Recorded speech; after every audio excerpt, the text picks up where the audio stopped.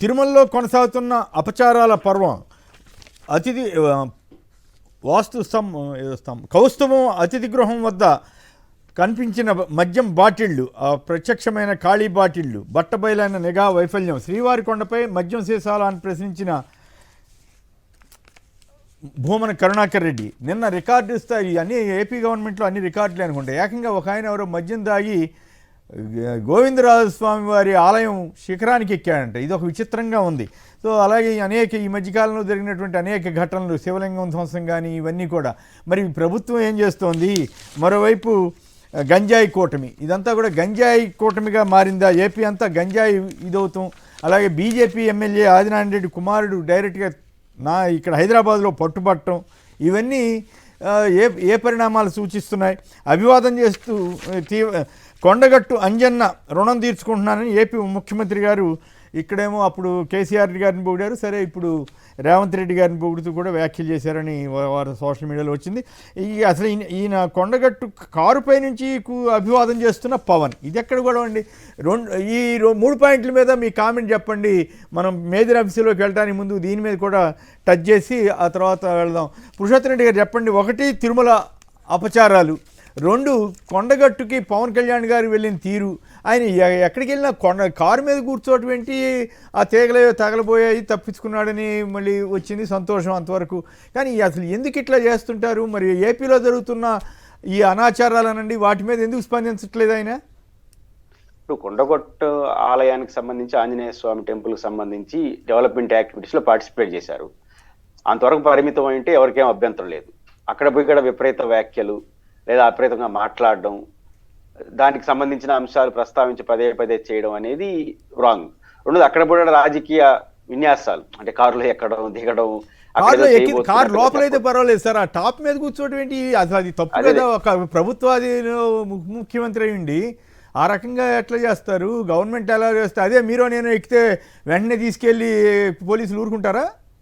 అది public యాక్టివిటీకి norms ఉంటాయి కదా. పైపెచ్చు ఆయన సినిమా సెలబ్రిటీ కూడా, ఆడ ఉన్న భక్తులు వాళ్ళని, అంటే మనం పోయింది ఒక టెంపుల్ యాక్టివిటీకి, ఎందుకు పోతున్నాం ఆ ప్రాశస్యాన్ని ప్రపంచానికి చెప్పడం, ప్రజల్లో భక్తి భావాలు పెంచడం, వీటికి పరిమితమై ఆయన రావాల్సింది.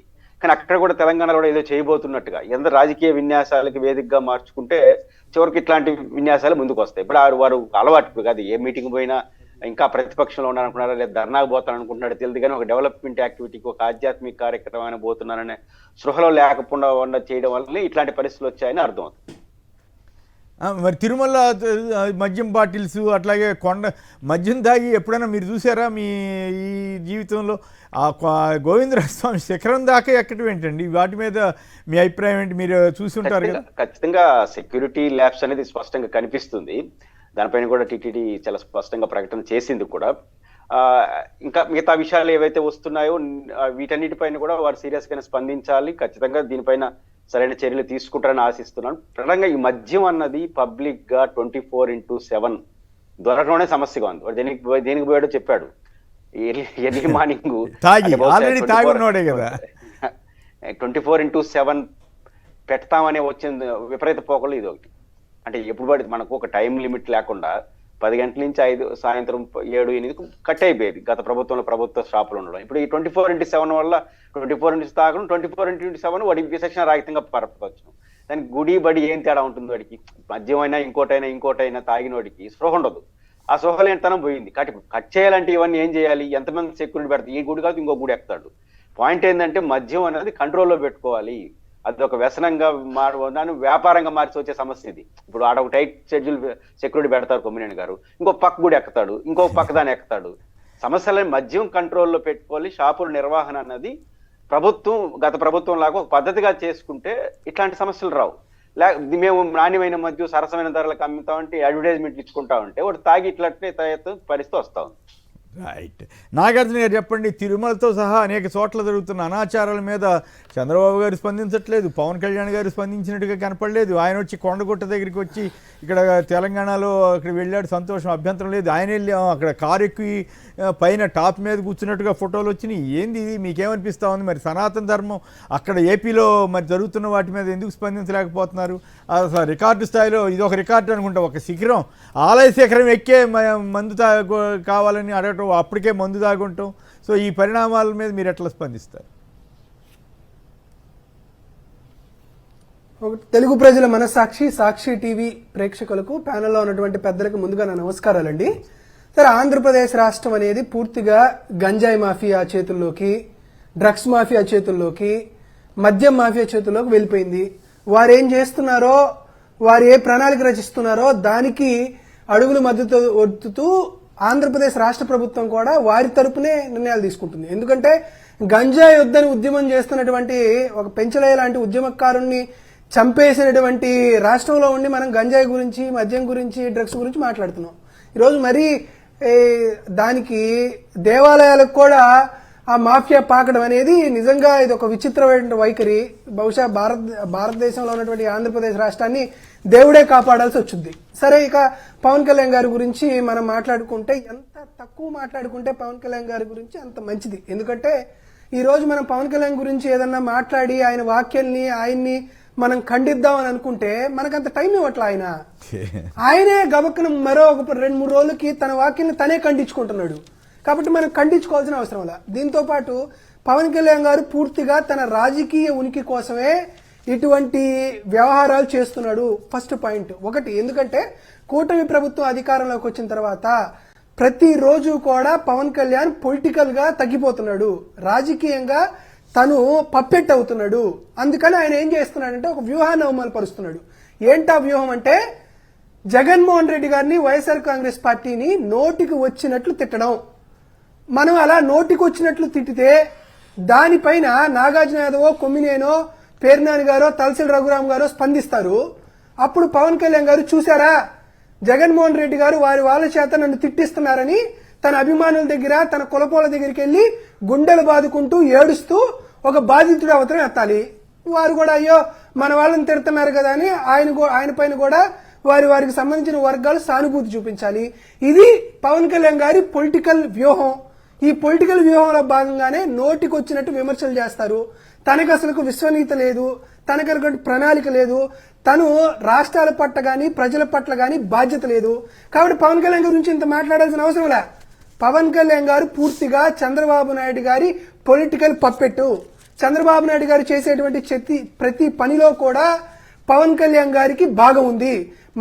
మా ఇంటెన్షన్ గాని, మా విధానం గాని కరెక్టే.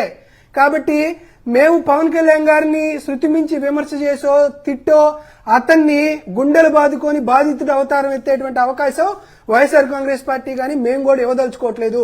ప్రతిరోజు కూటమి ప్రభుత్వం జరుగుతున్నటువంటి ప్రతిరోజు పవన్ కళ్యాణ్ అనే వ్యక్తి పొలిటికల్ గా భూస్థాపితం అవుతున్నాడు.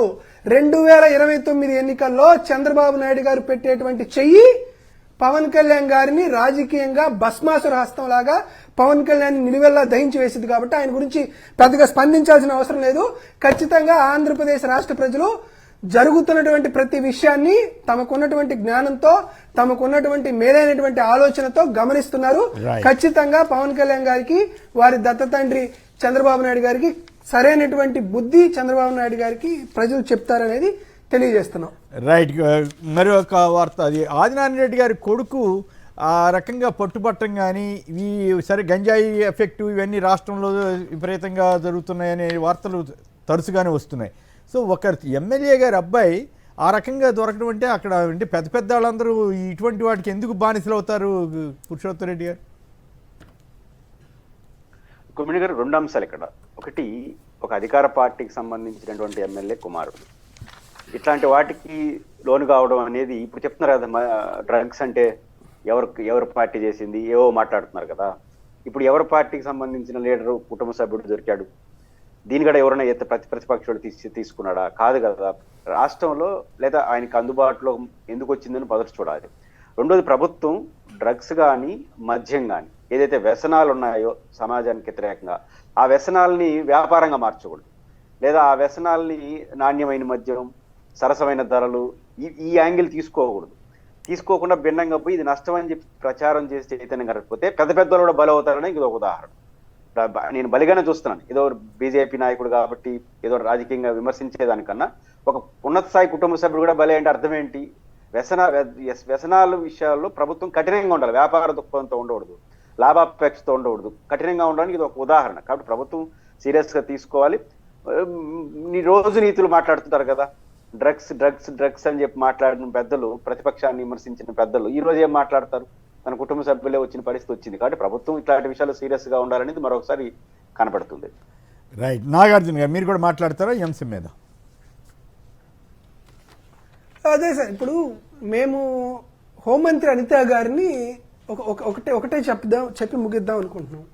సరే, ఏంటి మొన్న హోంమంత్రి గారు ఒక ప్రెస్ మీట్ పెట్టి మేము డ్రగ్స్ తీసుకోవద్దని ప్రజలకు విపరీత స్థాయిలో అవగాహన కల్పించాం, డ్రగ్స్ వద్దు బ్రో అని మేము ఒక పెద్ద క్యాంపెయిన్ నిర్వహించాం అన్నారు. సార్, రాష్ట్ర ప్రజలకు అవగాహన కల్పించడం అనేది పక్కన ఉంచండి. అసలు మీతో పాటు అసెంబ్లీలో ఉన్నటువంటి ఎమ్మెల్యేల కుటుంబ సభ్యుల కన్నా అవగాహన కల్పించిందా ఈ రాష్ట్ర ప్రభుత్వం? ఈ రోజు అంటే వారు చేస్తున్నటువంటి ప్రయోగాలు, వాళ్ళు ఆపాదించకూడదు, వాస్తవం ఏంటో అది అర్థమవుతుంది. దాంతో పాటు నేను అంటున్నది కాదు సార్, మరి నేను అందరిని అనట్లేదు. స్వయంగా ఆంధ్రప్రదేశ్ రాష్ట్రంలో కూటమి ప్రభుత్వంలో ఉన్నటువంటి ఎమ్మెల్యేల కుటుంబ సభ్యుల్లోనే డ్రగ్స్ వాడుకోవద్దు అనేటువంటి అవగాహన మీరు కల్పించలేనప్పుడు ఇక రాష్ట్ర ప్రజలకు ఎందుకు కల్పిస్తున్నారు అనేది మా ప్రశ్న. ఒకటి. రెండు, గంజాయి అనేది దొరికింది ఆంధ్రప్రదేశ్లోనో తెలంగాణలో అంటే సరే, ఏజెన్సీ ప్రాంతంలో ఎప్పటి నుంచో వస్తుంది కాబట్టి అది మనకి ఎప్పటి నుంచో వస్తున్నటువంటి ఒక సమస్య కాబట్టి ఆ సమస్యగా చూడొచ్చు. ఇది ఎక్కడ డ్రగ్స్ అనేది దొరుకుతుంది. డ్రగ్స్ ఎక్కడి నుంచి రావాలా? విదేశాల నుండి డ్రగ్స్ రావాలి. విదేశాల నుండి డ్రగ్స్ ఆంధ్రప్రదేశ్ రాష్ట్రానికి ఎలా వస్తుంది? ఆంధ్రప్రదేశ్ రాష్ట్రంలో ఉన్నటువంటి కూటమి ఎమ్మెల్యేల కొడుకులకు ఆ డ్రగ్స్ ఎలా వస్తుంది? ఎవరు తీసుకొస్తున్నారు? ఆంధ్రప్రదేశ్ కి విదేశాలకి మధ్య ఉన్నటువంటి ఈ డ్రగ్స్ లింక్ ఏంది? ఈ ఛానల్ ఎలా వస్తుంది అనే దానిపైన ఖచ్చితంగా విచారణ చేయాలి. ఈ విచారణ తెలంగాణ ఈగల్ పోలీసులో, ఆంధ్రప్రదేశ్ రాష్ట్ర ఈగల్ పోలీసులో చేయలేరు. కాబట్టి ఖచ్చితంగా కేంద్ర ప్రభుత్వం ఇంటర్వ్యూ రావాలి. ఎందుకంటే ఈ ప్రభుత్వంలో 100% గంజాయి అక్రమ రవాణా, డ్రగ్స్ యొక్క అక్రమ రవాణా జరుగుతుంది. కాబట్టి దీనిపైన కేంద్ర ప్రభుత్వం ఖచ్చితంగా ఒక ఎంక్వైరీ చేసి విచారణ చేసి సరైనటువంటి విషయాల్లో ఉన్నటువంటి వాళ్ళ నిందితుల పైన కఠినటువంటి చర్యలు తీసుకోవాలనేది వైఎస్ఆర్ కాంగ్రెస్ పార్టీ కోరుతుంది. రైట్. విజన్ వైజాగ్లో కీలక అడుగు. భోగాపురం ఇంటర్నేషనల్ ఎయిర్పోర్ట్లో తొలి విమానం ల్యాండింగ్. వైఎస్ఆర్ కాంగ్రెస్ అధ్యక్షుడు మాజీ సీఎం జగన్ హర్షం. ఏపీ అభివృద్ధి మార్గంలో ఇదొక mile Rayanna Jagan vision that is Bhogapuram అంటూ మరో కథనాన్ని కూడా ఇచ్చారు. విమానాశ్రయంలో విమానం ల్యాండింగ్ విజయవంతమైంది. ప్రపంచ అగ్రశ్రేణి నగరంగా విశాఖ మారుతుంది. త్వరలో ప్రధాని చేతుల మీదుగా ప్రారంభం. కేంద్ర మంత్రి రామ్మోహన్ నాయుడు వెల్లడి. అలా వైభోగాపురం అంటూ ఈనాడు వారు కథనాన్ని ఇచ్చారు దాని మీద. సో దాంట్లో ఎక్కడ జగన్ గారి గురించి జాగ్రత్తగా రాయకుండా జాగ్రత్త పడ్డట్టున్నారు. సో ఓవరాల్గా 18 నెలల్లో 5వ రికార్డు అని వీళ్ళు రాసుకున్నారు. పురుషోత్తం రెడ్డి గారు చెప్పండి, ఈ జగన్ గారికి క్రెడిట్ ఇవ్వకుండా ఉండటం అనేది సాధ్యమవుతుందా ఈ భోగాపురం ఎయిర్పోర్ట్లో?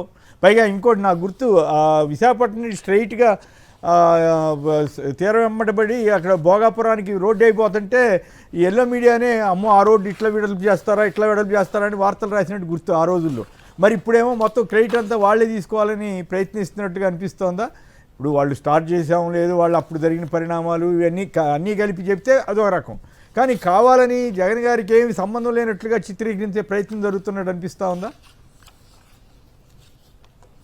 కొమ్మిడి గారు కొంత విఫల ప్రయత్నం అయితే చేశారు. అంటే ఇంత ముందు ఎఫెక్టివ్ చేయడానికి కొంచెం ఇబ్బంది పడుతున్నారు. ఎందుకంటే ఆన్ రికార్డు కదా, ఏదో రికార్డు లేని విషయాలు కొట్టుతోయేస్తా ఉన్నారు. కానీ రికార్డ్ అయిన విషయాలు ఇవన్నీ. ఎందుకంటే ఇది పీపీఏ పద్ధతే కదా, ఇదేం ప్రభుత్వ విమానాశ్రయం కాదు. పీపీఏ పద్ధతిలో ప్రభుత్వం యొక్క క్రెడిట్ యాడ్ ఉంటుంది. స్టార్ట్ చేయడంతో అయిపోయింది ఇంక మన పని. ఎందుకంటే ప్రభుత్వం డబ్బులు కేటాయిస్తుంటే ఈ ప్రభుత్వం ఎంత కేటాయించింది, ఆ ప్రభుత్వం ఎంత చర్చ. భోగాపురంలో చర్చే లేదు. ఒక్కసారి ఇనాగరేట్ చేసేసి వాళ్ళకి అప్పగించిన తర్వాత ఇంకా వాళ్ళదే. కాబట్టి ఇంకా ఆ ప్రభుత్వానికి క్రెడిట్.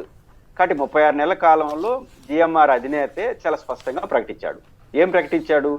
ఆయన ఒక సున్నితమైన అంశం కూడా చెప్పుకోడు భావోద్వేగంగా. తండ్రి రాజశేఖర రెడ్డి గారి సారథ్యంలో శంషాబాద్ ఎయిర్పోర్ట్ని రాజశేఖర రెడ్డి గారు శంకుస్థాపన చేశారు, రాజశేఖర రెడ్డి చేతులు ప్రారంభించారు. భోగాపురం ఎయిర్పోర్ట్ని ఆయన తనయుడు వైఎస్ జగన్మోహన్ రెడ్డి గారు శంకుస్థాపన చేశాడు. 36 నెలల్లో పూర్తి చేసి మీకు ఇచ్చేస్తాం సార్, మీరే ప్రారంభించాలని చెప్పాడు ఆన్ రికార్డు. కాబట్టి ఇక్కడ 2 అంశాలు ఉన్నాయి. శంషాబాద్ ఎయిర్పోర్టు శంకుస్థాపన రాజశేఖర రెడ్డిదే, ప్రారంభోత్సవం రాజశేఖర రెడ్డి గారిదే. ఇక్కడ మనకు భోగాపురానికి సంబంధించి శంకుస్థాపన, ఆ భూములు క్లియర్ చేయడం, ప్రధానంగా ఏంది ప్రైవేట్ కంపెనీని తీసుకురావడం, ఒప్పందం చేసుకోవడం, శంకుస్థాపన చేయడం, వాళ్ళకి కావాల్సిన ఏర్పాట్లు చేస్తే ఇంకా ప్రభుత్వం పని అయిపోయింది. ఇంకా రిబన్ కటింగ్ పనే ప్రభుత్వం పని. కాబట్టి 100% భోగాపురం ఎయిర్పోర్ట్ జగన్మోహన్ రెడ్డి గారి కాలంలో వచ్చినట్టుగా చూడాలి. ప్రారంభోత్సవం టెక్నికల్ గా రేపు ప్రధానమంత్రి గారు ఇంకొక చేయొచ్చు. రెండోది, జగన్మోహన్ రెడ్డి గారు పాత వీడియో ఒకటి ప్లే చేస్తున్నారు. అదేంటంటే ఆయన 16,000 ఎకరాలను తీసుకోవడం తప్పు పట్టాడు. అవును, తప్పు పట్టాడు. ఈ రోజు జగన్మోహన్ రెడ్డి గారు చెప్పింది అమలు అవుతోందా? 16,000 ఎకరాలు అవుతోందా? జగన్మోహన్ రెడ్డి గారు 16,000 ఎకరాలు ఎందుకండి భోగాపురం ఎయిర్పోర్ట్ కి 2-3 వేల ఎకరాలు అయిపోతుంది, ఇంత అవసరమా అని చెప్పాడు. ఈ రోజు ఏది ప్రారంభమైంది? ప్రభుత్వం మారినా కూడా జగన్మోహన్ రెడ్డి గారు 2,000 చిల్లర ఎకరాల చుట్టూ చేస్తున్నటువంటి వ్యవహారమే నడిచింది. అదే జగన్ గారిది సక్సెస్ అయింది. కాబట్టి ఆ రోజు 16,000 ఎకరాలు వద్దన్నాడని కాబట్టి ఈ రోజు ఆయన క్లెయిమ్ చేసుకుంటారంటే 16,000 ఎకరాలు కానీ జోలికి వెళ్ళుంటే కొమ్మినేని గారు, జగన్ గారు కూడా అదే కంటిన్యూ చేస్తుంటే ఇంతవరకు గ్రౌండ్ కూడా అయింది అది. ఎందుకంటే అది అయ్యేది లేదు, పోయేది లేదు. కాబట్టి కుదించి అవసరం ఎంత ఉందో అంతే తీసుకున్నాడు కాబట్టే ఇది కంప్లీట్ అయింది. అది పరిహారం కూడా బాగా పెంచి, అది కూడా దాంతోపాటు రైతులకి పరిహారం కూడా బాగా పెంచి ఇచ్చారు కదా జగన్ గారి టైంలో. పెంచి ఇచ్చాడు అంటే ఫస్ట్ ఆఫ్ ఆల్ ఎంత అవసరం అంతే తీసుకోవడం వల్ల మేజర్ సమస్య పక్కకు పోయింది. ఇప్పుడు 16,000 ఎకరంటే 16,000 రైతులు వచ్చుంటే ఎవరు కట్టాలి డబ్బులన్నీ? అని 100 కోట్ల రూపాయలు డబ్బులే ఉన్నాయి ప్రభుత్వానికి. పరిమితం తీసుకున్న వల్ల రైతుల్లో సమస్య పరిష్కారం అయిపోయింది. ఆ నిర్వాసిత సమస్య, ఒక టౌన్షిప్ 200 మంది 300 ఇండ్లు పోతే కూడా వాటిని టౌన్షిప్ ఏర్పాటు చేసి అన్ని క్లియర్ చేసి ఇచ్చేసాడు. ఇంకా రిబ్బన్ కటింగ్ ఒకటి ప్రభుత్వం చేయాల్సింది. అంటే 100% శంషాబాద్ రాజశేఖర రెడ్డి గారిది, 100% భోగాపురం ఎయిర్పోర్ట్ జగన్ గారి తండ్రి కొడుకులు. ఆ రకంగా ఆయన చెప్పాడు కూడా. జిఎంఆర్ అధినేత, ఆయన రాజకీయ నాయకుడు కాదు కదా. తండ్రితో అది ప్రారంభించాను, కొడుకుతో ఇది ప్రారంభించాను, సంతోషంగా అని చెప్పాడు. అందువల్లనే ప్రభుత్వం కొంచెం మరీ దూకుడికి వెళ్ళట్లేదు, కొంచెం మరీ ఇబ్బంది పడతామేమో. ఎందుకంటే చైర్మన్ చెప్పాడు. జగన్ గారు చెప్పుంటే పెద్ద కొట్టేస్తుంటారు, కానీ చైర్మన్ చెప్పిన వీడియోలు ఉన్నాయి కాబట్టి కొంచెం జాగ్రత్త తీసుకున్నట్టున్నారు. ఖచ్చితంగా చరిత్రలో ఒక విజనరీగా ఎలా ఉండాలంటే ఎలా ఉండాలి. ఖచ్చితంగా ప్రభుత్వం మారకమే అది కంటిన్యూయేషన్ అవుతానికి ఇది ఒక మంచి ఎగ్జాంపుల్ గా మారుతుంది. ఖచ్చితంగా భోగాపురం ఎయిర్పోర్ట్ అనేది విశాఖపట్నానికి, రాష్ట్రానికి ఒక అసెట్ గా అయితే మారుతుంది. రైట్. నాగార్జున సార్, చంద్రబాబు నాయుడు గారు పాపం భోగాపురం ఎక్కడున్నాడో పాపం మహానుభావుడు చంద్రబాబు నాయుడు గారు పాపం భారతదేశంలో లేడు, ఏ విదేశాల్లో ఎక్కడున్నాడో తెలియదు, కానీ భోగాపురం క్రెడిట్ చోరీ చేయాలనేటువంటి ఆలోచన పాపం సీఎం గారు ఇంకా రాలేదా? నాకు తెలిసినంత రాలేదు సార్. వచ్చేసారు. వచ్చారా సార్? ఏమో సార్, మరి ఆయన కనపడలేదు కాబట్టి కనపడలేదు అనుకుంటున్నాం. కాబట్టి మీరు అప్డేటెడ్ గా ఉన్నారు, నేను అప్డేటెడ్ గా లేకపోయాను. అంటే 4 రోజుల నుంచి ఉన్నాడు కదా ఆయన అనుకున్నా. సరే, పాపం భోగాపురం ఎయిర్పోర్ట్ దగ్గర ఆయనకి జరిగినటువంటి గర్వభంగం చూస్తే నాకు కూడా జాలేస్తుందండి. ఎందుకంత జాలేస్తుందంటే చాలా మంది అడుగుతున్నారు కాబట్టి చెప్పాల్సి వస్తుంది. ఇది 3 జనవరి 2019 సార్. చంద్రబాబు నాయుడు గారు తన సొంత నియోజకవర్గం కుప్పంలో అత్యాధునికమైనటువంటి అంతర్జాతీయ విమానాశ్రయం కడతానని ఫౌండేషన్ స్టోన్ వేసి 8 నెలల్లో పూర్తి చేస్తానని ఇచ్చినటువంటి హామీ 2019 జనవరిలో. అక్కడే దాదాపుగా 5-6 నెలలు అప్పుడే ఆయన ముఖ్యమంత్రిగా ఉన్నారు. ఇప్పుడు 18 నెలలు ఉన్నారు. సొంత నియోజకవర్గంలో విమానాశ్రయం కట్టుకోలేనటువంటి వ్యక్తి భోగాపురంలో అంతర్జాతీయ విమానాశ్రయం కట్టాడా అని ఆంధ్రప్రదేశ్ రాష్ట్రంలో అందరూ ప్రశ్నిస్తున్నారు. కాబట్టి పాపం చంద్రబాబు నాయుడు గారి యొక్క చేతగానితనం, అసమర్థత, అవివేకత మొన్న భోగాపురం ఫస్ట్ ట్రయల్ రన్ అప్పుడు అందరికీ తెలిసిపోయింది. దాంతోపాటు భోగాపురం గురించి కాస్త ఇంపార్టెంట్ ఇష్యూ తీసుకురావాలి సార్. ఎందుకు చెప్తున్నా అంటే, భోగాపురం అనేది చంద్రబాబు నాయుడు గారు తీసుకొచ్చారు, ఆయనే కలల ప్రాజెక్టు, ఆయనే టెండర్లు తెచ్చారు, ఆయనే ఎన్ఓసి తీసుకొచ్చారు అని ఏదేదో మాట్లాడుతున్నారు కాబట్టి చెప్తున్నాను. ఒకటి, చంద్రబాబు నాయుడు గారు 2018లో భోగాపురం విమానాశ్రయ టెండర్లు రద్దు చేశాడు. దానికి సంబంధించినటువంటి ఈనాడు కాపీ ఇది. భోగాపురం టెండర్ల రద్దు, తాజాగా పీపీలో పిలవాలని మంత్రిమండలి నిర్ణయం. ఇది ఎప్పుడు జరిగింది సార్? 2018 మార్చిలో జరిగింది. అప్పట్లో 2018 మార్చికి అప్పట్లో ఎయిర్పోర్ట్ అథారిటీ ఆఫ్ ఇండియా వాళ్ళకి ఆ కన్స్ట్రక్షన్ అవకాశం వస్తే ఆయన రద్దు చేశాడు. గవర్నమెంట్ పరంగా వస్తే రద్దు చేశాడు. రద్దు చేసి కేంద్ర ప్రభుత్వ రంగ సంస్థకు లభించబోయే టెండర్ ని రద్దు చేయడం వల్ల రకరకాల చర్చకు తావొచ్చింది అని ఈనాడు పేపర్ దుయ్యబట్టినటువంటి ఈనాడు పేపర్ క్లిప్పింగ్ ఇది. పాపం చిన్నగా వేసాడులే సార్, అయినా మనకు దొరికింది. దాంతో పాటు జిఎంఆర్ సంస్థకి, అంటే ఉత్తరాంధ్ర నుంచే పైకి ఎదిగినటువంటి జిఎంఆర్ సంస్థకి ఎట్టి పరిస్థితుల్లోనూ ఈ టెండర్ రాకూడదు అనేటువంటి ఉద్దేశంతో భోగాపురంకి అనిల్ అంబానీకి ఇవ్వాలనే ఉద్దేశంతో చేసినటువంటి ప్రయత్నాలు ఇవి. భోగాపురం భోగాపురానికి రిలయన్స్ రెడీ, చంద్రబాబుతో అనిల్ అంబానీ భేటీ. ఇది మే 18, 2018 ఆంధ్రజ్యోతిలో వచ్చేటువంటి పేపర్ క్లిప్పింగ్.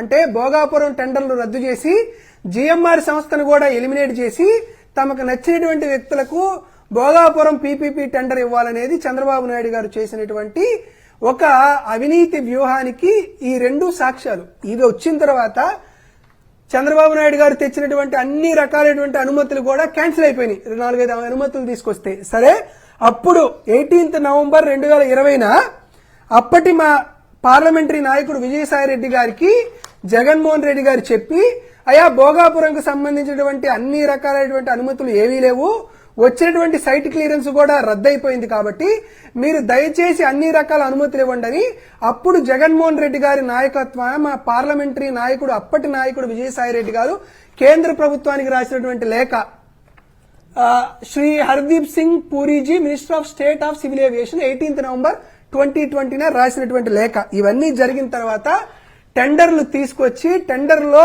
L1 బిడ్డర్ గా ఉన్నటువంటి జిఎంఆర్ గారికి పీపీపీ మోడల్లో వారిని డెవలపర్ గా ఎంపిక చేస్తూ GOMS నెంబర్ 18-33-2020 జగన్మోహన్ రెడ్డి గారు ఇచ్చినటువంటి ఉత్తర్వులు ఇవి. జిఎంఆర్ సంస్థని డెవలపర్ గా ఎంపిక చేసిన తర్వాత దీని తర్వాత దానికి కావాల్సినటువంటి ల్యాండ్ ఎక్వైజేషన్, దానికి కావాల్సినటువంటి రిహాబిటేషన్ కూడా చేస్తూ జగన్మోహన్ రెడ్డి గారు పూర్తి చేశారని ద హిందూ టైమ్స్ ఆఫ్ ఇండియాలో వచ్చినటువంటి వార్త ఇది. దాని తర్వాత ఎన్విరాన్మెంటల్ క్లియరెన్స్ అనేది చాలా కీలకం కాబట్టి environmental and social impact assessment report తయారు చేసి 28 నవంబర్ 2023 కేంద్ర ప్రభుత్వం ఇచ్చినటువంటి రిపోర్టు. దాంతోపాటు కీలకంగా జగన్మోహన్ రెడ్డి గారు ఏం చెప్తున్నారు, చంద్రబాబు నాయుడు గారు పర్ ఎకరా 12 లక్షలకి వారి దగ్గర ల్యాండ్ ఎక్వైజేషన్ చేస్తే జగన్మోహన్ రెడ్డి గారు ఆర్సీ నెంబర్ 2314/G3 17 జనవరి 2027 52 లక్షల రూపాయలు పర్ ఎకరా ఇస్తున్నట్లు అప్పుడు ఇచ్చినటువంటి జగన్మోహన్ రెడ్డి గారు ఇచ్చినటువంటి ఉత్తర్వులు. దానికి సంబంధించినటువంటి కాపీ ఇది. దానికి సంబంధించినటువంటి ఎన్ఓసి ఫ్రమ్ గవర్నమెంట్ 13/9/2022 రీహాబిటేషన్ లేకపోతే అన్ని రకాలైనటువంటి వ్యవహారాలన్నీ కూడా జగన్మోహన్ రెడ్డి హయాంలో చేసి జగన్మోహన్ రెడ్డి గారు అనుకున్నట్లు ఆయన అధికారంలో ఉన్నా లేకపోయినా సరే భోగాపురం వైభోగపురంగా మారాలనేటువంటి జగన్మోహన్ రెడ్డి గారి సంకల్పం విజన్ వైజాగ్ లో భాగంగా నిన్న సరే ఏ ప్రభుత్వంలో జరిగినా కూడా ఉత్తరాంధ్ర ప్రాంతంలో జరిగినటువంటి ఈ అద్భుతమైనటువంటి రీతికి కర్త కర్మ క్రియ ఎవరన్నా ఉన్నారంటే అది జగన్మోహన్ రెడ్డి గారే. సో చంద్రబాబు నాయుడు గారి పరిపాలనలో ప్రచారాలే ఉంటాయి కానీ నిర్మాణాలు ఉండవు. కాబట్టి భోగాపురం గురించి ఎవరు క్లెయిమ్ చేసుకున్నా కూడా అది వాళ్ళకి బూమరాంగ్ అవుతుంది. ఎందుకంటే అక్కడ ఉన్నటువంటి ప్రజలకు తెలుసు, అక్కడ ఉన్నటువంటి రైతులకు తెలుసు, చేసి నిర్మాణం చేసినటువంటి సంస్థకు తెలుసు. కాబట్టి 100% జగన్మోహన్ రెడ్డి గారిది ఈ విజన్ అనేది చెప్పుకోవడానికి ఏమాత్రం కూడా మాకు డౌట్ లేదు. మనలా కూడా మేమేం చెబుతున్నామంటే భోగాపురం ఎయిర్పోర్ట్ కి ఎటువంటి ట్రాఫిక్ జామ్ లేకుండా విశాఖపట్నం నుంచి కొంత రోడ్ క్యారిడార్ నిర్మించాలనేటువంటి ప్రయత్నాలు జగన్మోహన్ రెడ్డి గారు ఆయన తెచ్చారు, అనుమతులు కూడా తెచ్చారు. దానికి సంబంధించినటువంటి BROs కూడా రిలీజ్ చేశారు. కాబట్టి కూటమి ప్రభుత్వం ఇకనైనా స్పందించి పూర్తి స్థాయిలో భోగాపురం ఎయిర్పోర్ట్ అందుబాటులో వచ్చే టైంకి ఈ రోడ్ల నిర్మాణం అదేవిధంగా ఆ ఫ్లైఓవర్స్ నిర్మాణం కూడా చేయాలని విజ్ఞప్తి చేస్తున్నాం. అయితే ఇక్కడ మీకు గుర్తుందో లేదో, నేనైతే చూశాను ఆ రోజుల్లో ఒక వార్త, ఆ రోడ్డుకి ఆ ఇల్లు పోద్ది ఈ ఇల్లు పోద్ది, ఇంత విస్తరణ అవసరం అని ఆ రోజుల్లో అసలు రోడ్డు వేయటం అవసరం అన్నట్టుగా ఎల్లో మీడియాలో ఒక పెద్ద కథనం కూడా రాశారు. ఇప్పుడు మొత్తం అంతా క్రెడిట్ అంతా వాళ్ళదే అన్నట్టుగా ప్రచారం చేస్తారు. రైట్, ఇక మరో అంశంలోకి వెళ్దాం. ఇంపార్టెంట్ అంశం, సీమ ఎత్తిపోతల పనులు నేనే ఆపించా, తెలంగాణ అసెంబ్లీ సాక్షిగా సీఎం రేవంత్ రెడ్డి వెల్లడి. నా మీద గౌరవంతో చంద్రబాబు రాయలసీమ ఎత్తిపోతల పనులు ఆపేశారు, ఆయనతో ఏకాంత సమావేశమే ఆ పనులు నిలిపివేయించా అని తెలంగాణ ముఖ్యమంత్రి శ్రీ రేవంత్ రెడ్డి గారు తెలంగాణ అసెంబ్లీలో బ్రహ్మాండమైన స్పీచ్ ఇచ్చారు. దాంతో మొత్తం ఆంధ్రప్రదేశ్లో రాజకీయం అంతా, రాజకీయ నాయకులు కానీ ప్రజలు కానీ ముఖ్యంగా రాయలసీమ ప్రజలు కానీ ఉలిక్కిపడే పరిస్థితి ఏర్పడింది. చచ్చినా బతికినా తెలంగాణ కోసమే, రాష్ట్రానికి నష్టం కలిగించే చిన్న తప్పు కూడా చేయనంటూ ఆయన ఉపన్యాసం ఇచ్చిన విషయాన్ని ఎల్లో మీడియా రాసింది ఈనాడు. దీంట్లో లోపల ఎక్కడో మామూలు ఉపన్యాసంలో భాగంగా ఇచ్చిందే తప్ప కీలకమైనటువంటి పార్టీని ఈనాడు ప్రముఖంగా ఇవ్వకుండా చాలా జాగ్రత్తగా రాశారు. అలాగే నల్లమల సాగర్పై వాదనలు గట్టిగా వినిపించండి. ముంబైలో సీనియర్ న్యాయవాది అభిషేక్ సింఘ్వీతో సీఎం రేవంత్, మంత్రి ఉత్తమ్ రెడ్డి. యాక్చువల్గా బనకచర్ల, పోలవరం టు బనకచర్ల అన్నారు. రేవంత్ ఎఫెక్ట్ కారణం, మరి ఇంకే కారణం, దాన్ని విత్డ్రా చేసుకున్నారు. అప్పుడు మంత్రులు దాని గురించి చర్చే రాలేదని రేవంత్ అంటే వచ్చిందనేమో నిమ్మల రామానాయుడు గారు చెప్పడం ఇవన్నీ జరిగినాయి కదా. ఆ తర్వాత రేవంత్ గారి ఎఫెక్ట్ ఏమో బనకచర్లని విత్డ్రా చేసుకుని నల్లమల సాగర్కి మారారు చంద్రబాబు గారు. ఒకవైపు ఆ రాయలసీమ ఎత్తిపోతల పథకాన్ని ఆపేయించారు, రెండో వైపు బనకచర్ల బదులు నల్లమల సాగర్కి మారారు. దీని మీద వివరణ కూడా ఇంతవరకు ఇచ్చినట్లేరు. శ్రీశైలం నుంచి నీళ్లు అనుమతి ఇవ్వకపోతే జోరాల నుంచి తెచ్చుకుంటాం అని మరోవైపు రేవంత్ రెడ్డి గారు చాలా స్పష్టంగా చెప్పారు. భరాసా జలద్రోహి అంటూ ఉత్తమ్ కుమార్ రెడ్డి గారు పవర్ పాయింట్ ప్రజెంటేషన్. అట్లాగే మొన్న కేసీఆర్ గారిని లేకపోతే బీఆర్ఎస్ వాళ్ళని ఉరిదీయాలన్న దాని మీద కేటీఆర్ గారు గట్టిగా స్పందించి వారిని ఎన్నిసార్లు ఉరిదీయాలి అంటూ వీళ్ళ వాగ్దానాల ఉల్లంఘన కానించి రాహుల్ గాంధీ గారి నుంచి అందరినీ, కాంగ్రెస్ వాళ్ళందరినీ కేటీఆర్ గారు ఉతికారు. అసలైన విలన్ కాంగ్రెసే. నదీ జలాల పంపిణీపై పవర్ ప్రజెంటేషన్లో హరీష్ రావు. పాలమూరుపై పగ, కాళేశ్వరంపై కక్ష, నేరం చేసింది కాంగ్రెస్ అంటూ ఆయన ఒక ప్రజెంటేషన్ ఇచ్చారు. చీకటి ఒప్పందంతో బాబు ద్రోహం, సీమకు సైంధవుడు చంద్రబాబే. రాయలసీమ ఎత్తిపోతల పథకం నిలిపివేయడంపై మండిపడుతున్న రాష్ట్రం, సీఎం చంద్రబాబు చేసిన అన్యాయంపై ఘోషిస్తున్న సీమ రైతాంగం వంటి వాళ్ళ సాక్షిలో ప్రముఖంగా కథనం వస్తే, ఎల్లో మీడియా నిన్న అయితే అసలు ఆంధ్రప్రదేశ్లో నాకు గుర్తున్నంత వరకు మరి మన పురుషోత్తమ రెడ్డి గారు వాళ్ళు చెప్తారు, నీటి హక్కులపై నిన్నైతే రాయలేదు కానీ ఇవాళ ప్రముఖంగా రాసుకున్నారు. మళ్ళీ నీటి హక్కులపై రాజీ లేదని మంత్రి సవిత అన్నారట. తెలంగాణ నేతల వ్యాఖ్యలతో ఏపీలో రాజకీయ లబ్ధి కోసం వైకాపా యత్నమని నిమ్మల రామానాయుడు గారు అన్నారట. మరి అసలు ఎందుకు రేవంత్ రెడ్డి గారిని ఒక్క మాట అంటలేదు, నువ్వు చెప్పింది తప్పు అని కానీ అబద్ధం అని కానీ ఎందుకు చెప్పలేదో మరి పురుషోత్తమ రెడ్డి గారు వివరిస్తారో చూద్దాం. సీమ లిఫ్ట్ ఆపేసింది జగనే, అయినా అడ్డగోలు అవాకులంటూ ఇంకో ఎల్లో మీడియా ఆంధ్రజ్యోతి వాళ్ళు జగన్ స్టార్ట్ చేసింది జగన్ అని ఎప్పుడు రాయలేడు, ఆపారంట. ఎవరన్నా నమ్ముతారా? ఇంత అడ్డగోలుగా ప్రభుత్వం వర్గాల అభిప్రాయం అంటూ రాశారు. వాళ్ళు అట్లా చెప్పకంటే చెప్తారు, పచ్చి అబద్ధాలు రాయటమే కదా వీళ్ళ పని. సో ఈ రకంగా సాగినటువంటి పరిణామ క్రమం మీద చర్చలోకి వెళదాం. పురుషోత్తమ రెడ్డి గారు చెప్పండి. ఫస్ట్ పార్ట్లోనేమో రేవంత్ స్టేట్మెంటు, ఆ తర్వాత రాజకీయ నాయకుల వ్యాఖ్యలు, వీటన్నిటి మీద వద్దాం. సెకండ్ పార్ట్ ఇది అయిన తర్వాత ఎల్లో మీడియా ఎందుకు దాగటానికి కింద మీద పడతా ఉంది, రేవంత్ రెడ్డిని ఎందుకు ఒక మాట అనలేకపోయింది, చంద్రబాబుని ఎందుకు సమర్థిస్తున్నట్లుగా మళ్ళీ మంత్రులతోటి ఏదో చిన్న తరహా ప్రకటన. దీని మీద ముందుగా రేవంత్ ప్రకటన, దాని పరిణామం, రాయలసీమ ప్రజలు ఇంకా కూటమిని క్షమించాలా అనే ప్రశ్న వస్తే ఏం చెబుతారు? రాయలసీమకి ద్రోహం చేసింది చంద్రబాబే అంటూ నిన్న వైసీపీ నేతలు పెద్ద ఎత్తున విరుచుపడ్డారు. సో ఓవరాల్గా ఈ డెవలప్మెంట్ మీద మీ అభిప్రాయం చెప్పండి. లిఫ్ట్ ఇరిగేషన్ స్టార్ట్ కాడి నుంచి ఇప్పటివరకు జరిగిన పరిణామం. కుమిడి గారు, ఒక కీలకమైన అంశం ఇది. ఒకటి, రెండు అంశాలు. రేవంత్ రెడ్డి గారు అసెంబ్లీ వేదికగా చేసిన ప్రకటన ఒకటి రాజకీయ పరమైంది, రెండోది రాయలసీమకు సంబంధించిన అంశం. రేవంత్ రెడ్డి గారు ప్రకటించిన తర్వాత రాయలసీమకి నష్టం జరుగుతూ ఉంది, రాజకీయంగా తెలుగుదేశం పార్టీకి కూడా నష్టం జరుగుతూ ఉంది.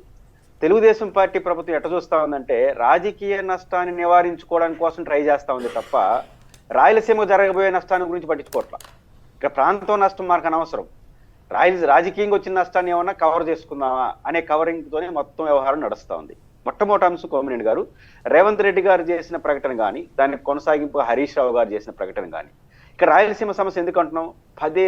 పదే రాయలసీమలో దొంగచాటు నీళ్ళు తీసుకెళ్ళిపోతున్నారు, అక్రమ ప్రాజెక్టులు, ఇవన్నీ మాట్లాడుతున్నారు. ఇక్కడ మాకు ఈరోజు ముఖ్యమంత్రి గారు స్పందిస్తారని వార్తలు వస్తున్నాయి, ఏం స్పందిస్తారో చూస్తాం. కానీ ప్రభుత్వ వర్గాల బొగట్టాన్ని మీడియాలో లీక్ వదిలారు. దాంట్లో ప్రధానంగా చెప్తుందంటే గత ప్రభుత్వంలో ఆగిపోయింది, పైపిచ్చి ఒక నిందేస్తున్నారు. సరైన అనుమతులు లేకుండా చేయడం వల్ల ఈ పరిస్థితి వస్తున్నట్టుగా ప్రభుత్వ వర్గాల బొగట్ట అంటే రేపు రికార్డుగా దొరకకూడదు. నేను అంటున్నాను కుమిరెడ్డి గారు, ఈ ప్రకటన చేస్తే తెలంగాణ సహకరించినట్టే కదా. మా రాష్ట్రంలో ఒక ప్రాజెక్టు అనుమతులు లేకుండా కట్టడం వల్ల వచ్చిందని ఒక ప్రభుత్వం కమిట్ అయితే ఇదే రేపు వాళ్ళు ఆర్గ్యుమెంట్కి వాడతారు, ప్రభుత్వమే కమిట్ అవుతోంది అని చెప్పి. ఇది రాయలసీమకు నష్టం కదా. మీకు రాజకీయ లాభాలను చూసుకుంటున్నారా, రాయలసీమ నష్ట నివారణ చూస్తున్నారా? ఇది మొదటి అంశం. ముఖ్యమంత్రి గారు ఏం చెప్తారో చూడాల్సిన అవసరం ఉంది. ఇక్కడ నా పాయింట్ ఏంటంటే కొమ్మినేని గారు, తెలంగాణ ప్రజలకు కూడా ఒక విజ్ఞప్తి చేయదలుచుకున్నారు. రాయలసీమ ప్రాజెక్టుల మీద నింద మోపి మిమ్మల్ని మోసం చేస్తున్నారు. ఈ ఎందుకు దాన్ని ఖచ్చితంగా మాట్లాడాలనే పాయింట్ మీద నేను ఒక పాయింట్ చెప్తాను. దివంగత ముఖ్యమంత్రి రాజశేఖర రెడ్డి గారు ముఖ్యమంత్రిగా ఉన్నప్పుడు ఆయన ఎంత చొరవతో ఈరోజు రంగారెడ్డి ఎత్తిపోతల ఈరోజు రాయలసీమ దక్షిణ తెలంగాణ ప్రాజెక్టులన్నీ చర్చ అంతా నడుస్తున్నాయి కదా ప్రాజెక్టులని, ఇవన్నీ ఎవరు సృష్టి? డాక్టర్ రాజశేఖర రెడ్డి గారి సృష్టి, మా రాయలసీమ వాడు సృష్టి. ఇంకా టెక్నికల్ గా మాట్లాడాలంటే మేము తెలంగాణకు అన్యాయం చేస్తా ఉండేది. రాయలసీమ ప్రాజెక్టు మీద నిందలేస్తారా? ఈరోజు దక్షిణ తెలంగాణకు ఉన్న ప్రధాన ప్రాజెక్టుని రాజశేఖర రెడ్డి గారు దూరదృష్టితో చేశాడు. ఎంత దూరదృష్టితో చేశాడు? ఈరోజు నాగార్జున సాగర్ నుంచి నీళ్లు పోతాయి, ఆ పోలవరం, అదేవిధంగా ఇంకా పులిచింతల, దొమ్మగూడెం టేల్పాండ్, ఇవన్నీ ఇచ్చేసి గోదావరి నీళ్లను తెలంగాణకి ఇచ్చేసి కృష్ణా డెల్టాకి ఇచ్చేస్తే రాయలసీమ, నెల్లూరు, ప్రకాశం మరియు దక్షిణ తెలంగాణ శ్రీశైలంను పూర్తిగా వాడాలి. ఇది రాజశేఖర రెడ్డి గారి విజన్. రెండోది ఇక్కడ కీలకమైన అంశం నేను చెప్పదలుచుకుంది, దక్షిణ తెలంగాణకైనా రాయలసీమ కన్నా కొమ్మినేని గారు శ్రీశైలం ఎగువ భాగానికి నీళ్లు తీసుకోవడమే ప్రధానం. ఆ ఎగువ భాగాన్ని నీళ్లు తీసుకునే ఆటంకం కలిగించే చర్యలని తెలంగాణ ప్రభుత్వాలు చేస్తున్నాయి. ఎడం కాలం నుంచి లిఫ్ట్ చేసేసి కిందకు వదిలేస్తారు నీళ్లు కరెంట్ ఉత్పత్తి పేరుతో. ఇంకా కరెంట్ ఉత్పత్తితో నీళ్లు వదిలేస్తే ఎగువ భాగం నీళ్లు ఉండవు, ఇంకా దక్షిణ తెలంగాణ నీళ్లు ఎట్టొస్తాయి? కాబట్టి తెలంగాణ ప్రజలు అర్థం చేసుకోవాలి ఈ 2 పాయింట్లు. ఇక్కడ రాయలసీమకు సంబంధించి కొమ్మినేని గారు, జగన్మోహన్ రెడ్డి గారు చాలా దూరదృష్టితో రాయలసీమ ఎత్తిపోతల పథకాన్ని టేకప్ చేశాడు. ఇది చాలా కీలకమైంది.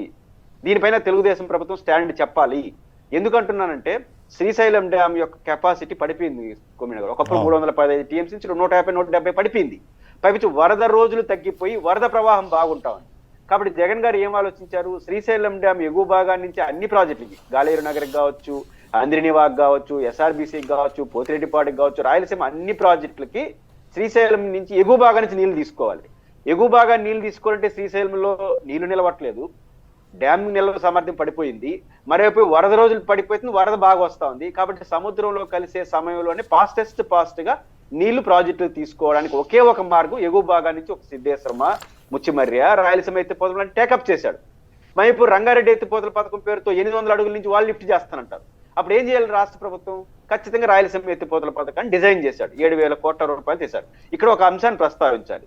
అనుమతులు లేకుండా జగన్మోహన్ రెడ్డి గారి ప్రాజెక్టులు అనే మాట ఆంధ్రప్రదేశ్ ప్రభుత్వం అనాధికారికంగా వాడుతున్నట్టుగా మీడియాలో వస్తా ఉంది. ఇది చాలా తీవ్రమైన అభ్యంతరం. తెలంగాణకి మీరే ఆయుధాలు ఇస్తున్నారు. ఇక్కడ ఒక చిన్న పాయింట్ అండి, నమస్తే తెలంగాణ పత్రికలో ఆంధ్రప్రదేశ్ ప్రభుత్వం స్పష్టం చేసింది అంటూ వాళ్ళు రాశారు అదే పాయింట్ని. అదే వాళ్ళు మన రాష్ట్ర మీడియా కూడా, తెలుగు మీడియా అన్నిట్లో రాశారు. ఇప్పుడు కొమ్మినేని గారు ఒక సాక్షి రాస్తే మీరు సొంత ఇంటర్ప్రిటేషన్, ఈ కథనాలు అన్నిటిలోకే రకంగా వస్తున్నాయి. అంటే లీక్ చేసినట్టుగా అనుమానమే లేదు. అంటే మీది వైఖరి అయితే నేను ఎందుకు ఈ బాధం అంటున్నానంటే, పోలవరం ప్రాజెక్టు రాజశేఖర రెడ్డి గారు శంకుస్థాపన చేశాడు. కుడి కాలువ, ఎడమ కాలువ అనుమతులు తీసుకుని కట్టాడు, అనుమతులు తీసుకుని ముందే కట్టయినాడా? ప్రాజెక్ట్ అనేది అనుమతులు అనేది ఎలా వస్తాయి కొమ్మినేని గారు మీకు తెలుసు, కొన్ని టీవీలో కూడా మాట్లాడుకోలేము. అనుమతులు అనేది స్టెప్ బై స్టెప్ వస్తూ ఉంటుంది.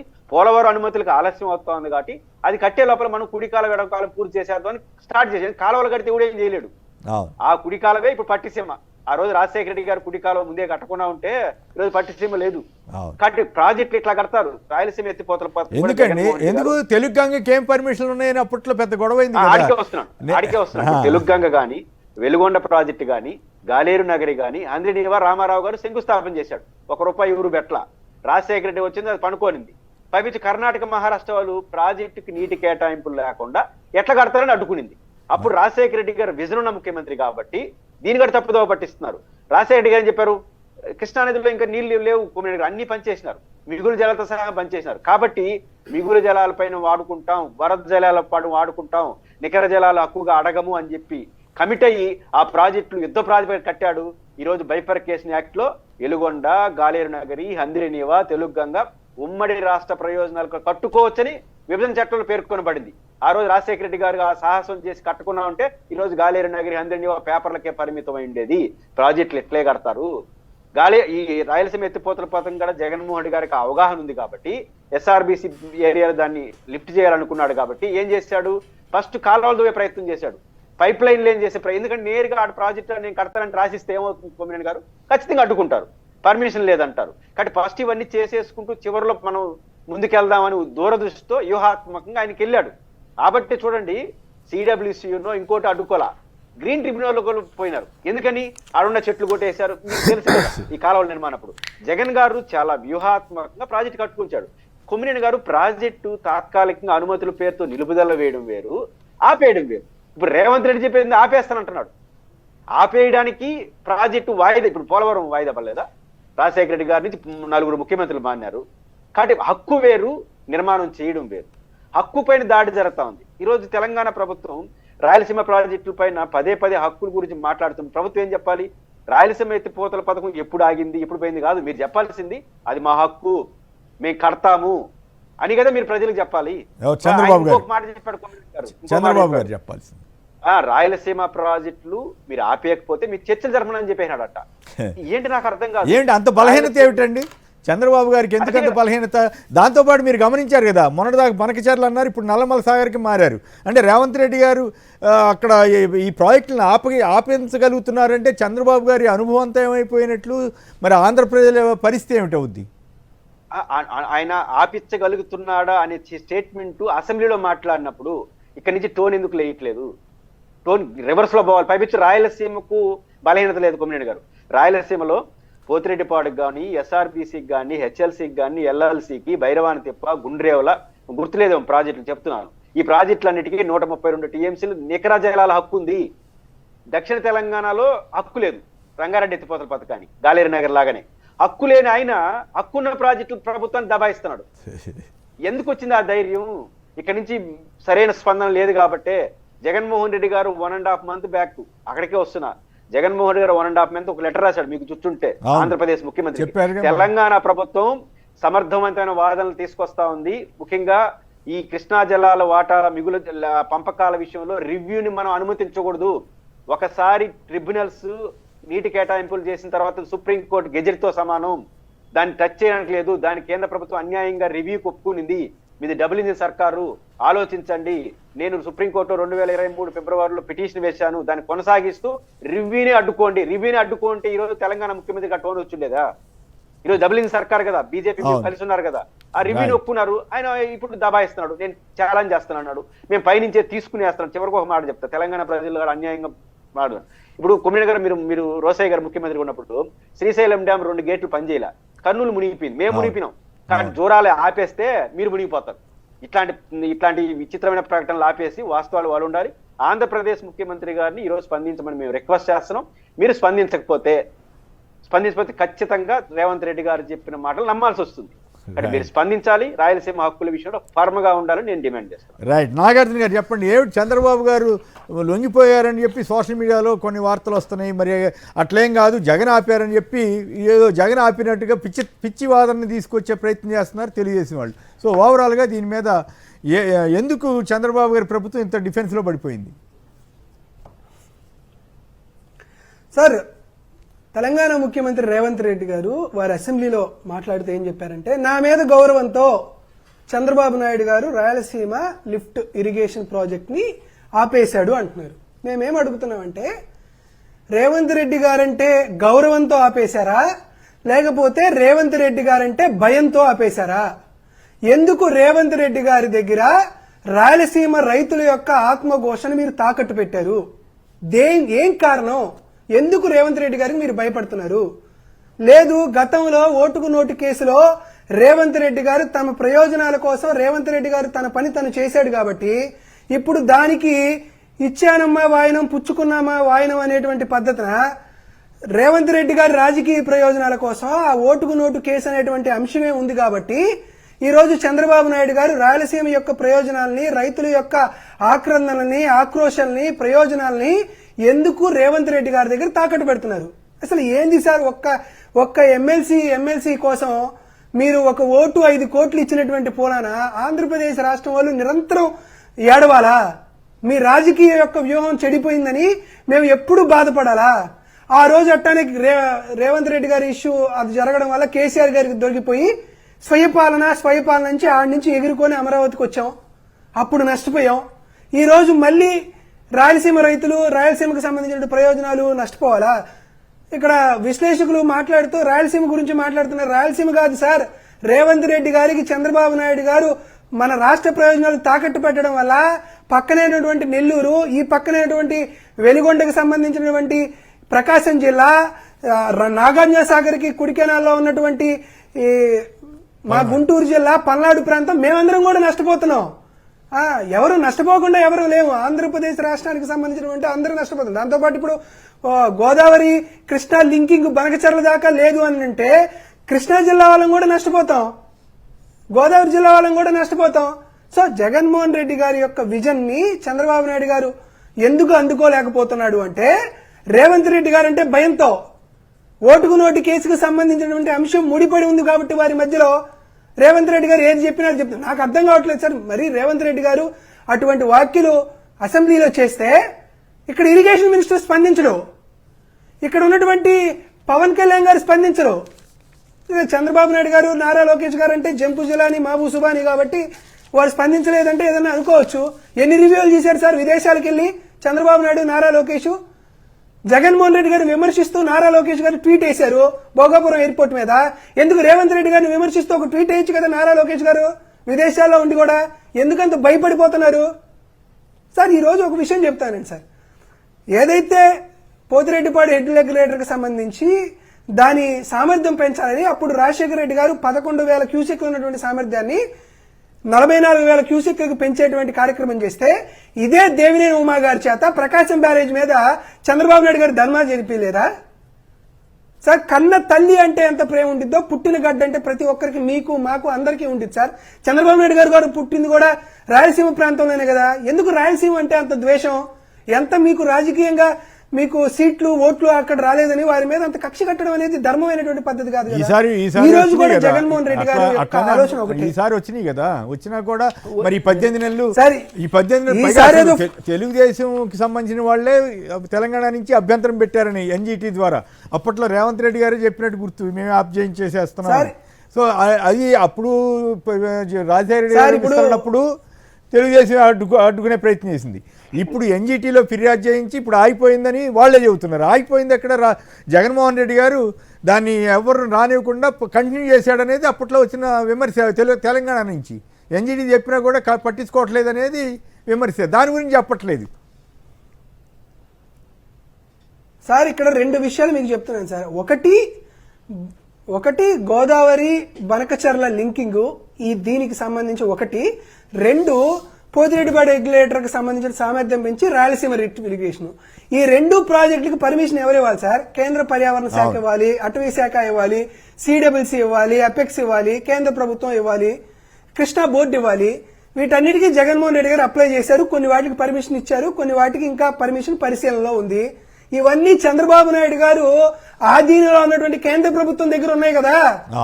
మాకు జగన్మోహన్ రెడ్డి గారికి అటువంటి అవకాశం దొరకలా. నిజంగా అటువంటి అవకాశం జగన్మోహన్ రెడ్డి గారికి దొరికింటే ఈ పార్టీకి ఆట వేరేలాగా ఉండేది. ఎందుకంటే మాకు ఆంధ్రప్రదేశ్ రాష్ట్ర ప్రయోజనాలు తప్పితే ఎటువంటి రాజకీయ ప్రయోజనాలు అవసరం ఉండదు. ఈ రోజు కూడా జగన్మోహన్ రెడ్డి గారి విజన్ ఏంటంటే కోనసీమ ప్రాంతం అనేది rice bowl of south India అని ఏ విధంగా పేరు తెచ్చుకుందో, రాయలసీమ ప్రాంతం కూడా fruit bowl of south India అనేటువంటి పేరు తెచ్చుకోవాలనేది జగన్మోహన్ రెడ్డి గారి విజను, జగన్మోహన్ రెడ్డి గారి లక్ష్యం. దీనికోసం మేము ప్రతిపక్షంలో ఉన్నా లేకపోతే అధికారంలో ఉన్నా ఎప్పుడు కూడా పోరాడతాం. ఎందుకు మాకు ఇది ఎక్కువ ఇంపార్టెంట్ అంటే ఆంధ్రప్రదేశ్ రాష్ట్ర ప్రజలందరికీ తెలియాలి కాబట్టి ఒకే ఒక అంశం జోలికి వెళ్తాను సార్. టెక్నికల్ గా వేరే అంశాలు జోలికి వెళ్ళను, ఎందుకంటే విశ్లేషకులు గారు చెప్పారు కాబట్టి. కృష్ణా నదికి ఎడమ వైపున తెలంగాణ ఉంది, కుడివైపున ఆంధ్రప్రదేశ్ రాష్ట్రం ఉంది. ఎడమవైపు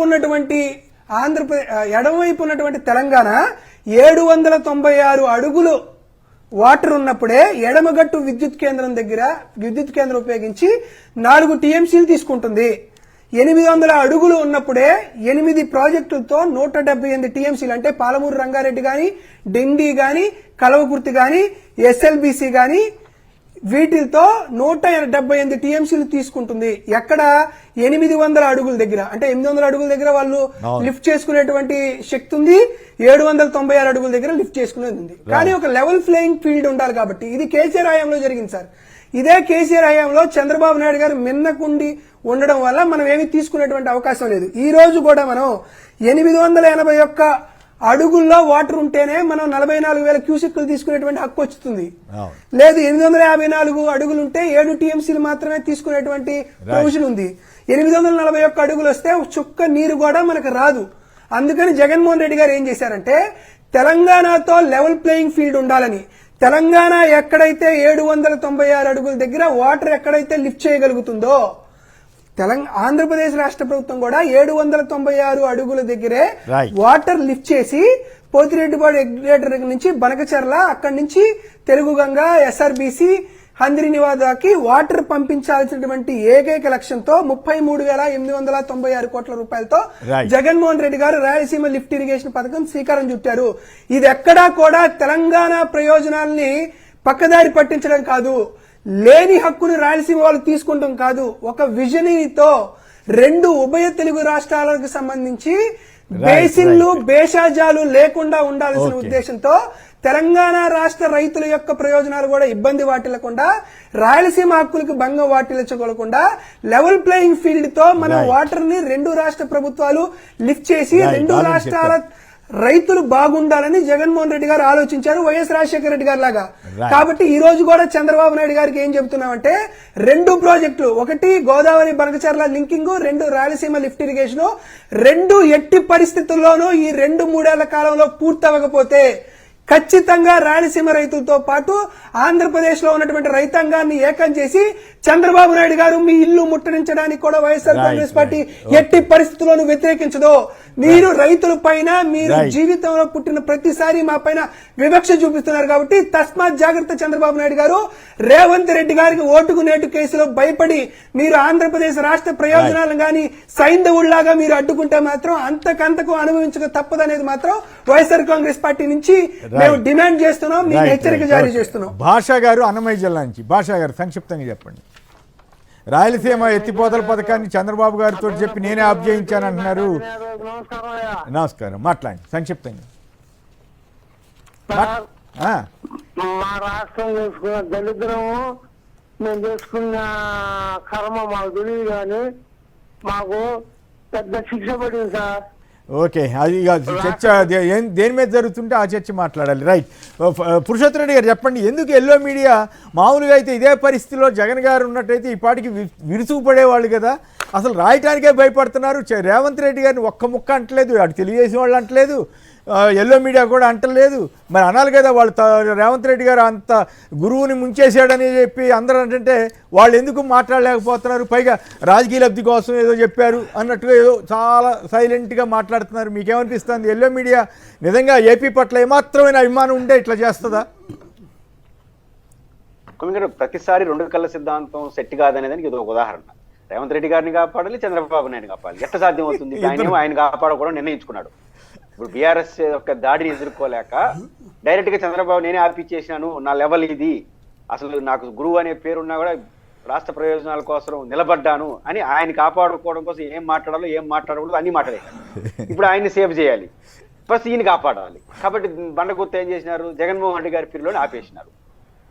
ఇట్లాంటివి అంటే ఇట్లా ఏమైనా పని చేస్తుందా అనే ఒక వాదన. అది కూడా చెప్పొద్దాం కదా, అప్పట్లో ఎన్జిటి ఎన్నోసార్లు వార్నింగ్లు ఇచ్చినా కూడా జగన్ పట్టించుకోకుండా ఏదో అక్కడికి ఎవరు కానివ్వకుండా చేసి పనులు సాగించాడు కదా.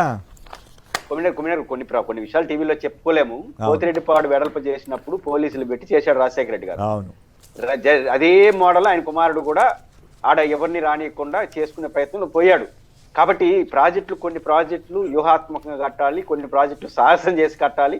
అవన్నీ తండ్రి కొడుకు ఇద్దరికి తెలుసు. రాయలసీమ ఉద్యమంలో రాజశేఖర రెడ్డి పాల్గొన్నారు. ఇప్పుడు మీడియా పాత్ర ఎట్లుందంటే ఇద్దరిని కాపాడడం కోసం తపరాలు పడుతున్నారు. అక్కడ వచ్చిన పంచాయతీ ఎవరినో ఒకరిని అనుకుంటే వాయించేసి ఉండొచ్చు, ఆయన ఈయన అనుకుంటే అది పెద్ద. పైగా ఈ రోజు మరి అన్యాయంగా గవర్నమెంట్ పేరు మీద జగన్ గారి మీద బురద వేయటం దుర్మార్గం కదా. ఆంధ్రజ్యోతి వాళ్ళు కానీ వీళ్ళు కానీ, ఆంధ్రజ్యోతి అయితే మరి కొమ్మినే గారు జగన్మోహన్ రెడ్డి గారి మీద బురద వేసే ప్రసక్తి రాదు, ఆయన కడుక్కుంటాడు. రాయలసీమ నష్టం చేస్తున్నారు.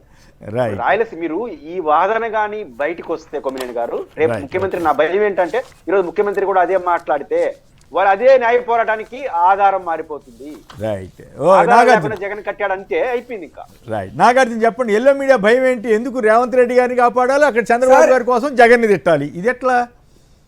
సంక్షిప్తంగా చెప్పండి, టైం అయిపోయింది. సార్ మీకు ఒక విషయాన్ని మాత్రం స్పష్టంగా చెప్తున్నాను, మిగతా వాటికి వెళ్ళట్లేదు. రాయలసీమ లిఫ్ట్ ఇరిగేషన్ అనేది ఆగిపోలేదు, అది ఆల్రెడీ ఇది బై ప్రాసెస్ లో ఉంది. రాయలసీమ లిఫ్ట్ ఇరిగేషన్ లో ఉన్నటువంటి అంతర్భాగమైనటువంటి తెలుగు గంగా లైనింగ్ పనులు జగన్మోహన్ రెడ్డి గారు చేశారు. వెనుగొండ బ్రహ్మన్ సాగర్ కు సంబంధించినటువంటి రిజర్వాయర్ల పనులు జగన్మోహన్ రెడ్డి గారు చేశారు. అవి కూడా అంత ప్రాసెస్ లో ఉన్నాయి. అవుకు టన్నెల్, గాలేరు నగరి అవుకు టన్నెల్ కి సంబంధించినటువంటి సొరంగాలను కూడా జగన్మోహన్ రెడ్డి గారు పూర్తి చేశారు. దానికి సంబంధించి ఇది కూడా రాయలసీమ లిఫ్ట్ అది ఈ ఇరిగేషన్ 18 నెలలు అయితే ఏం జరగలేదు కదా. గండికోట, చిత్రావతి, బ్యాలెన్సింగ్ రిజర్వాయర్ వీటన్ని కాదు సార్, రాయలసీమ లిఫ్ట్ ఇరిగేషన్ లో ఉన్నటువంటి అంతర్భాగంగా ఉన్నటువంటి వీటి అన్ని సామర్థ్యాన్ని జగన్మోహన్ రెడ్డి గారు అఫీషియల్ గానే వీటన్నిటి సామర్థ్యాన్ని పెంచారు. కాబట్టి ఎట్టి పరిస్థితుల్లోనూ రాయలసీమ లిఫ్ట్ ఇరిగేషన్ అనేది ఆగిపోయిందనేటువంటి ప్రసక్తే లేదు. చంద్రబాబు నాయుడు గారు కొనసాగించట్లేదు అనేది ప్రధానమైనటువంటి పాయింట్. దాంతో పాటు ఈ రోజు కూడా చెప్తున్నాం, కేంద్ర ప్రభుత్వానికి తెలంగాణ రాష్ట్ర ప్రభుత్వం ఇప్పటికీ 8 సార్లు లేఖ రాసింది. ముఖ్యమంత్రిగా రేవంత్ రెడ్డి గారు 4 సార్లు లేఖ రాశారు. ఎక్కడా ముఖ్యమంత్రి గారి, తెలంగాణ ముఖ్యమంత్రి గారి పట్ల రేవంత్ రెడ్డి గారు ఎందుకో శిష్యవృక ప్రేమ చూపిస్తున్నారు కానీ చంద్రబాబు నాయుడు గారు ఖండించట్లేదు. ఉత్తమ్ కుమార్ రెడ్డి గారు కూడా అటువంటి లేఖలు రాశారు. ఈ రోజు కూడా సంబంధించి అపెక్స్ కౌన్సిల్ కి ఒక లేఖ రాశారు. Banakacherla free feasibility report CWC ఆమోదం ఇచ్చిన తర్వాత కూడా చంద్రబాబు నాయుడు గారు దగ్గరుండి దాన్ని రద్దు చేపిస్తున్నారు. కాబట్టి ఈ రోజు కూడా మేము అడుగుతున్నాం అంటే మాకు అనుమతులు లేవని చెప్పకండి. కేంద్ర ప్రభుత్వం ఇచ్చే అనుమతులన్నీ మీరు కేంద్ర ప్రభుత్వంలో భాగస్వామిని తెచ్చుకోబోతే మీరు చేతకానితనం అని మరొకసారి అందరూ అంటారు. కాబట్టి మేము అడుగుతుంది ఏంటంటే మీరు రేవంత్ రెడ్డి గారికి భయపడకండి. మీకు 164 మంది ఎమ్మెల్యేలు ఉన్నారు, 22 మంది ఎంతమందో ఎంపీలు ఉన్నారు. మీరు అక్కడ కేంద్ర ప్రభుత్వంలో చక్రధారుడివి. మీరు చెప్పిన దాన్ని బట్టే ఆడ మోడీ గారు ప్రధానమంత్రిగా ఉండాలా వద్దా అనేది నిర్ణయం మీ చేతుల్లో ఉంది. మీరు భయపడిపోయి రేవంత్ రెడ్డి గారికి మీరు మీకేమి ఓటుకు నోటు కేసులో మీ మీద ఏమి జైలుకు పోరు, మీరేమి అరెస్ట్ అవరు, మీరేమి భయపడద్దు. మీరు కష్టపడి ఆంధ్రప్రదేశ్ రాష్ట్ర ప్రజలకి మీరు ఏదైనా పోరాడాలి. కాబట్టి ఇలా వెనక తిరిగి పారిపోతుంటే రాష్ట్ర ప్రజల యొక్క పరువు పోతుంది. లేదు మీకు అంత ధైర్యం లేకపోతే రాజీనామా చేయండి. జగన్మోహన్ రెడ్డి గారు వచ్చి రేవంత్ రెడ్డి గారా లేకపోతే నరేంద్ర మోడీ గారా ఎవరితో అయినా బీజేపీతో అయినా పోరాడి మేము తెచ్చుకుంటాం, రాజీనామా చేయండి, సరిపోతుంది కదా. రైట్. పురుషోత్తమ్ రెడ్డి గారు, నాగార్జున యాదవ్ గారు, ఇద్దరికి ధన్యవాదాలు. ఇది నేటి చర్చా కార్యక్రమం. నమస్కారం.